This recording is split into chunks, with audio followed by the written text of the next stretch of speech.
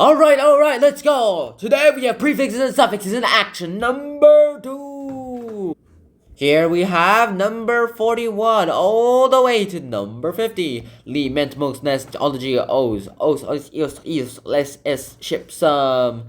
Let's get this started with. Alright, firstly, we have number 41, something Lee. Now with something Lee, you use this to go ahead, create both adjectives and adverbs towards something. Like lovely or friendly. Usually though, this means you're an adverb. It's like you use this to describe an adjective. Or I suppose noun. Are you children having a lovely time? They're just having a friendly game of pirates. I do like it when they play happily together instead of getting up to mischief. Now, puppy, it's time for you to walk the plank. Yeah. This is a little unnerving. Alright, number 42. We have something meant. Something meant basically is a state, a condition, or a quality of something. Like a contentment, an enjoyment, engagement, commitment. There we go. Here's our comic example. I remember how happy Webster and Sue were when they announced their engagement. Webster, huh? Yes, you can see their contentment in the pictures. The wedding was an occasion of much enjoyment. Yes, it's a shame it didn't last. Do women eat their male spouses? I don't think they really do that, though, do they? Probably not.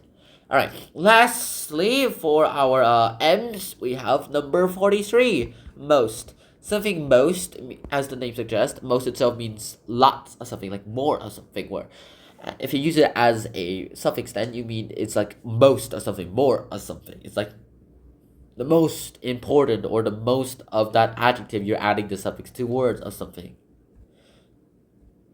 I bet you can't guess my innermost fear. You can try your utmost, but I will never reveal my secret. Ah! Is it mice? Grr, how did I accidentally reveal it? It's true though. It is mice. Alright, number 44, we have somethingness. Now, somethingness means that it's a state, a condition, or a quality, or sometimes an all instance of all three. Like conditionness, like selfishness, weakness. There we go. I can't believe that someone has eaten my birthday cake. I hadn't even lit the candles. Which of you is guilty of such an act of selfishness? You? I'm sorry, but you know that cake is a great weakness of mine. Now, perfect example. First of all, selfishness. Here we go ahead and learn about like how selfish one is. It's the selfish quality of someone. Whereas weakness is like the weak points of someone. Alright. Nextly, number 45, we have somethingology. Now, somethingology means it's the study or science of something, like chemistry, biology, physics doesn't count, unfortunately. There's zoology, and there's paleontology, there's history, geography, although it doesn't have an ology in it. I got bored of my biology course, so I switched to zoology. Now I'm bored of zoology too. If you study psychology, you might find out why you keep changing your mind. Oh god, what are they doing? What's this couple doing? I wonder what her opinion on this guy is right now. Because it must be strong if she feels inclined to go ahead and smack him on the head with a book. Number 46, we have our first O, something O's. Now, something O's like lactose, sucrose, bellicose, that kind of stuff. It basically means you use this to form a noun and adjective. It doesn't mean anything. It's just turning a verb or an adjective, or a noun into a noun or an adjective, depending on if it's already a noun or an adjective already. The trouble with Emily is that she can't resist sweets, even though I warn her that they are full of sucrose. If I refuse to buy them for her, she gets all bellicose. And that doesn't work. She goes quite lachrymose. When it's time for her dental check, however, she gets very morose. Sad. Dentist. Thank God I didn't eat the candy. I wonder if she's gonna remember this in the future. I definitely don't remember that from... Next up, we have something us. Number 47. Although sometimes we can even spell with an EOS or even iOS. So usually I like the OUS kind of thing.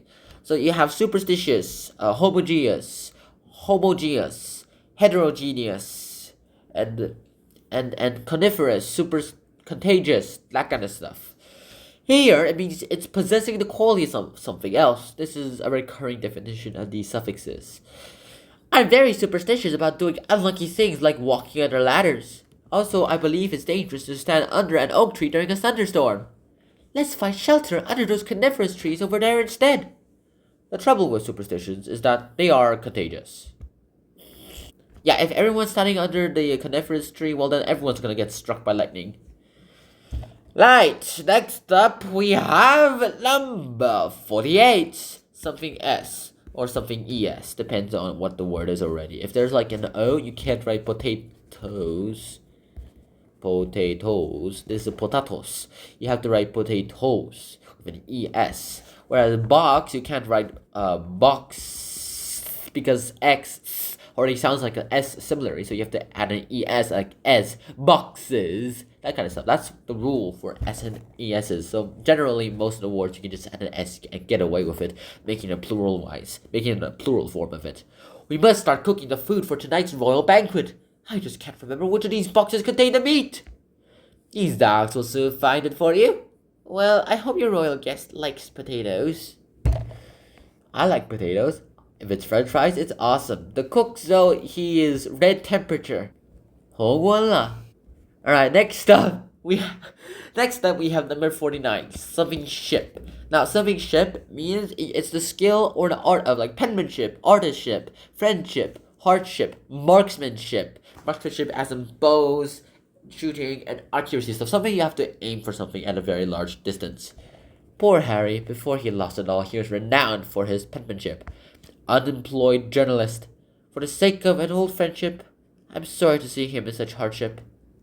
Even though it's entirely his own fault. Wonder what he did to get this though. Well, at least he hasn't lost his marksmanship. Yeah, that's a plus side, man. Not for him though, he hurt his head. And he's all like, how dare you say those bad things about him? Ugh. Where was you when I needed you? Next up, last word for the day. Well, technically suffix for the day. Number 50. Sum. 2 sums, 3 sum, 4 sum, 5 sum, 6 sum, 7 sum, 8 sum.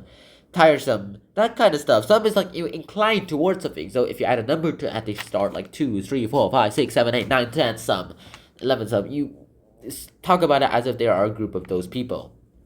At last the children are all in bed and we can enjoy a cozy 2 sum. Mom, I can't sleep. Dad, I can't sleep either. Now we have a tiresome 4 sum. Yeah, the kids are happy because they're innocent, but then the parents are like, we want to cuddle like you guys too, man. And that's about it. That's it. That's the entire thing. So, alright, and I'll see you guys in the next set of words. Number 51 all the way to number 60. See you then. Bye-bye.